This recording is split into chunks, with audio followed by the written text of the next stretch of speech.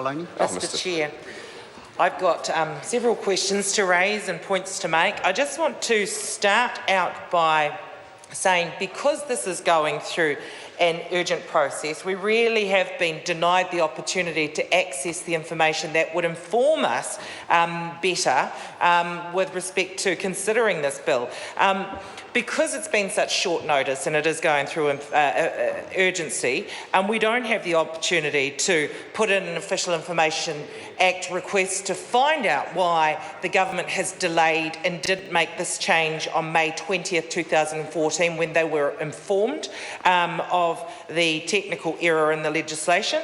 Because we haven't been given the opportunity to go through Select Committee and haven't had the time, we also can't put an Official Information Act request in for the Cabinet papers, the original Cabinet papers that would have discussed this issue back in 1998 when this bill was going through the House. So it's really difficult for us to take the word of the government in terms of the intent of the bill being something when clearly the legislation doesn't paint that picture. Mr. Chair, the Chair has made it clear to us that we cannot talk about the official advice that we've got through the Select Committee on the bill that this previously sat in, which was the Social Security Extension of Young Person Services and Remedial Matters Amendment Bill. However, Mr. Chair, I am assuming that we can talk about the submissions that were made publicly at that Select Committee, where there's relevant information that was made there during submissions that applies to this particular bill. So, Mr. Chair, I want to talk about that because this is the only information that we have to inform us, really, given that this particular bill hasn't gone through a Select Committee on its own.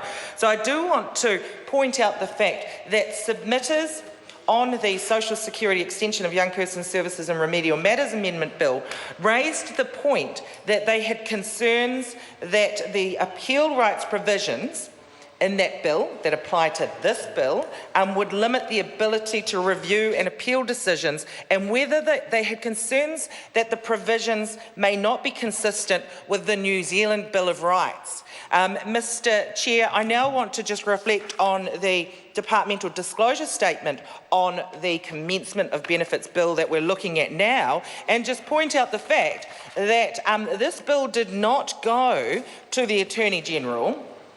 And so when we look at the section consistency with the New Zealand Bill of Rights Act 1990, we're told here that this bill did not go to the Attorney-General, and yet the advice is that the bill does not impact on the rights and freedoms affirmed in the New Zealand Bill of Rights. Well, actually, the submitters didn't feel that was the case. They had genuine concerns that actually this bill, what the government is trying to do, which is retrospectively change the legislation, that it is not consistent with the New Zealand Bill of Rights. So I think that we should be really concerned as a parliament that the government is looking to put something through tonight that potentially runs the high risk of not being consistent with the New Zealand Bill of Rights Act, Mr. Chair. I really want to point out some of the points that were made during that particular Select Committee, where we had the opportunity to discuss the elements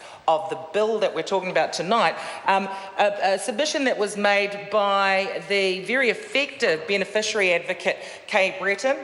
She raised the concerns that I talked about.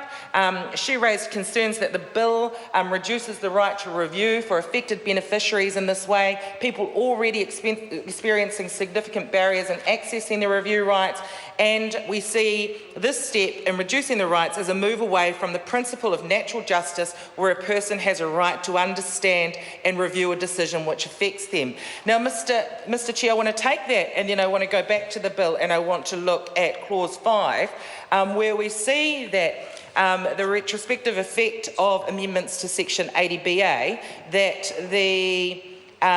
the subsection 1 does not apply in the case of any decision or determination made before the commencement of this Act.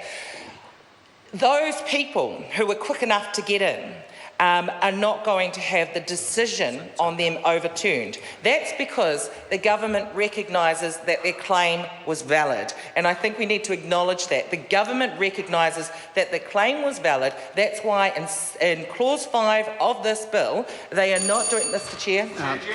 Ian Lees Galloway.